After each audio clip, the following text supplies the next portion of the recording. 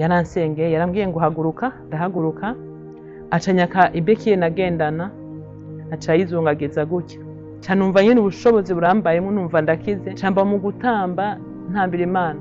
Aho natambira Imana natambira hejuru ariko navuga nti Imana mbabarira namwise umunyakuzimu nabifashe ko batabimbariye. Nitwa Niyonzima Gloriose. Igihe namumenya hari igihe muri 2018 impere ku ntango ndabura aho nsengera, mu nyuma niko guhamagara umuvyeyi ndamubwira nti je nabuze aho nsengera, ndamubwira nti je ndahevye gusenga ntabwo numva ko ndiko ndaba mu buzima bwo gusenga. Mu nyuma niho yambwira ati uragenda urabe umuprofete nizeye yitwa Profete Joshua azogusengera. Muri uwo mwanya ndavuga nti camura n'umukobwa twasengana kuri iryo shengero aca arambwira ngo niba tugende kwa Profete Joshua. Aca ambwira ngo Profete Joshua ni umunyakuzimu ngo ntitugendayo ngo je sindaguherekeza. Mu nyuma niho je navuga nti naje singendayo, ca ngenda mu Kanyosha kurondera umuprofete. Nshitseyo numva sahanu nyene hiwanje nk'ikirere nahoramwo co gusenga, ca ndavayo ca ndaba muri ubwo buzima bwo kuguma ntasenga. Niho mu nyuma nasubira nkahamagara umuvyeyi wanje ndamubwira nti burya nadebukuye gose nicaye muhira sindiko ndasenga sinumva aho mpagaze. Aca arambwira ati waragiye mu Kanyosha? Ca ndamubwira nti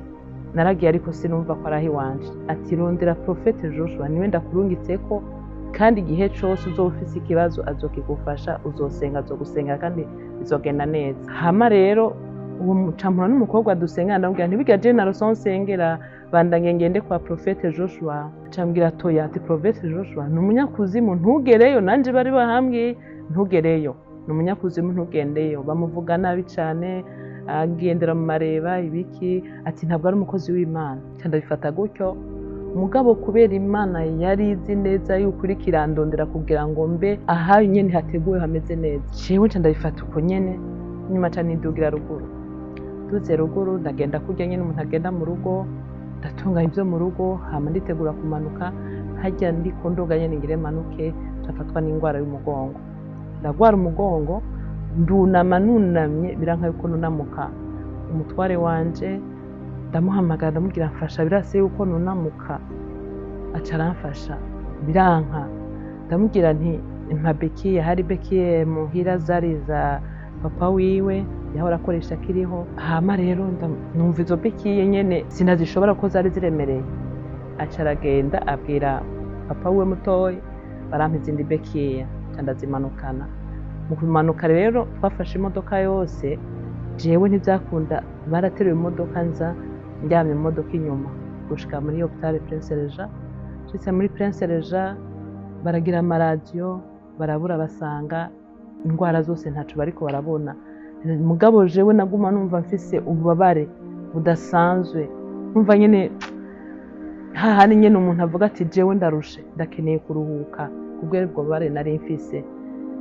Mu nyuma rero niho umuganga yaca anyandikira ati genda muri kine. Ndagira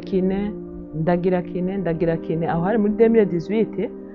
Hageze muri août muri novembre 2019 nyene kine vyanse ko nkira. Hacaba umuganga agira kine, ntaco akora kine muri Prince Regent. Aca arambwira ati wewe aho twagumye tukuvura bikanka gukira, reka ndakurangire ahantu ugenda gusengera.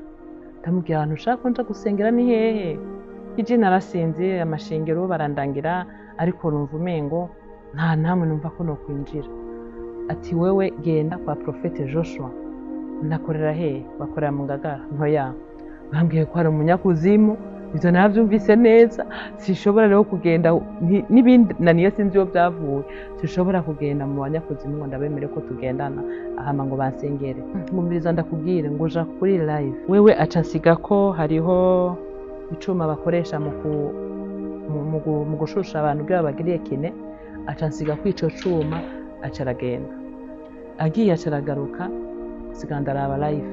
Aca ambwira ngo jewe ngenda guha intahe, ngo jewe ngo urabona ingene ariko arigisha, ngo urari ingene ariko aravura arasengera abantu bagakira, ngo uraba aho hose ariko anyereka kuri live, ngo uraba aho hose abo baryamye hasi nawe yasengeye barakira, ngo nawe ndazi kuzokira.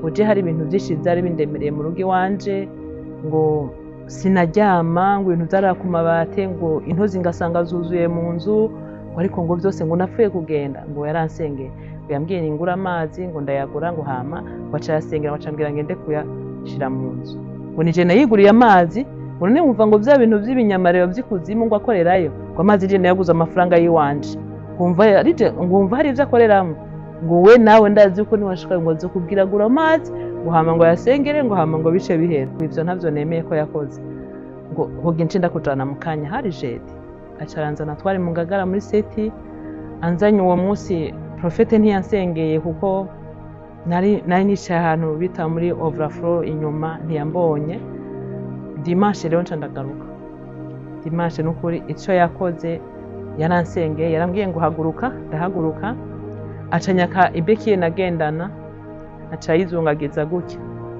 ayizungagije je nasanze naguye hasi hamaca yitwara hari imbere mu nyuma rero canumva nyene ubushobozi burambayemo numva ndakize camba mu gutamba ntambira Imana aho natambira Imana natambira hejuru ariko navuga nti Imana mbabarira namwise umunyakuzimu nabifashe ko batabimbariye bo bari bazi ko ndiko ndatamba bakristo bazi ko ndiko ndatamba kubera nkize ariko je nariko ndihana muri jewe ko navuze umukozi w'Imana ko ari umunyakuzimu kandi nanje mbonye nsengeye nkize mu nyuma rero nca ndamubwira profete mpiyobeke ndayitware ni kubera niyo natiye si wanje kuko nababwiye ko yari ya papa ya data bukwe niyo natiye si wanje mpenda isubizo wayimpaye acara yimpa kuva ico gihe umugongo wanje umeze neza cyane ibitero byabandanije mu nyuma byarabaye ndabapararize baye pararize nyene ncandaza aransengera naho ne birahera ni vyinshi cyane novuga kuri profete Joshua hama rero jewe ikindi gihe mama wanje aragwara barantelefona barambwira ati mama wawe yapfuye ndavuga mama ntabwo yapfuye mama ni muzima wivuze kubera iki mama ni muzima ni kubera mu gatondo namusengeye ndavuga nti Imana unzigamira umuvyeyi nta wundi muvyeyi w'amaraso bisa atari mama ni kubera papa yaramaze gupfa barambwira ati ahubwo baramumanukanye navuze nti munzanire ndagenda kumusaga ndamutora ndamuzana ico gihe profete ari gukora igikorane mu Cibitoke ndamuzana mama ndamushikanaho amaguru yavyimvye ico yakoze nyene yambwiye ati gura y'amazi acancangura amazi acara yamusukako mama duca turataha yigendera nari namuzaye muri taxi protocole bamfashije kumuterura cataha yigendera dushitse muhira mama nca ndamubaza nti mama wumva umerewe gute ndambwira nti yagusengeye gute ati yansengeye cane yansengeye kandi yagumya nkanda ati kandi yarayicaye ngaho ku ntebe ndavuga nti nta wicaye ku ntebe je ko ntamubonye ati yaricaye ngaho owe kuri yo kusi ndavuga ntoyaye ntiyaje mugabo Imana yiwe yagumye irikira gukurikirana kubera ni Imana ikorana Imana ikomeye ndambwira mama je sinagushingiye ntahe reka ndagushingiye ntahe ingene nanje nakize umugongo camba mukubwira umuvyeyi ingene nakize nawe acagira ukwizera acarakira ntivyarenze ivyo vyonyene ikindi gihe mama agira accident arapfa bien ndamushikaye muri reanimation arambwira ati yapfuye muri Prince Regent nabwiye profete ni mama araremvye ndamurukira ifoto yamwyandikiye ngo Jesus ndavuga ni okay aho kwavuze birakwiye ndamusubira ndamubwira nti sintaho nubwo mbwiye uko oye ahubwo ndukira abantu basenga aca mpamagarira abasenzi baransangaho mama wanje baramusengera arakira ni birebire cyane numva novuga kuva ico gihe murana profete nta kibazo na kimwe kiraho mu muryango wanje abagwaye ndabazana mama ni muzima yaraje narafuwa pase ngaha dimanche yaraje yambwiye ati ngiye kuranya yaraje mu rubanza avuga ati sishobora kuduga ntagiye kuraba umwana wanje ahari ati n'umwana nabonye ko imfura yanje mu rugo angana n'imfura yanje mu rugo kuko ni nk'umwana nabonye no turi kibaza ati nataco ndamutura Imana yigumira ikirakora mu rugo iwanje ni byinshi sinobivuga ngo ndabiheze ni byinshi cyane mu bijanye na business ho rero ni ntahe ndende cyane mu bijanye na business turetse iby'akazi nahora nkorera abandi kuko nagendagira ivy'iwanje byo ku ruhande nkora narakoze ibintu bijanye no kurima nkarima ibiraya nkadandaza yego byaragenda neza cyane kuko ndiko ndatera naba namugeni ndiko ndatera akamenya igihe bimaze kumera nkamuzanira ifoto nsengera hama hageze kwimbura n'ukuri nkimbura bishemeye nkabona umutahe urakura duga nkabona amafaranga arahari ibyo byose ndabishima Imana n'ukuri akajambo numva nobwira abantu bagikekeranya bakavuga ngo Joshua n'umunyakuzimu Joshua agendera mareba Joshua ofe ntibamubona ku isi y'abazima mu ijambo rimwe nobabwira ntibagaruke bagarukana umutima bagaruke bagaruke twebwe turiko turababwira bumva ivyo turiko turavuga, hama bazoze aho asengera arabe ingene asengera ubwoko bw'Imana bukabaho,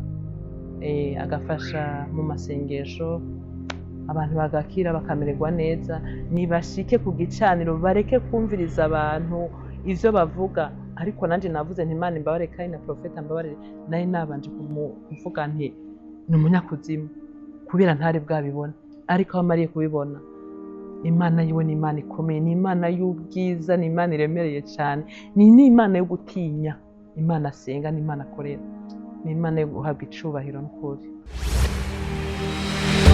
For God so loved the world, that he gave his only Son, so that whoever believes in him shall not perish, but have eternal life. But without faith it is impossible to please God, for whoever comes near God must believe that God exists, and that he rewards those who diligently seek him. Our God is love.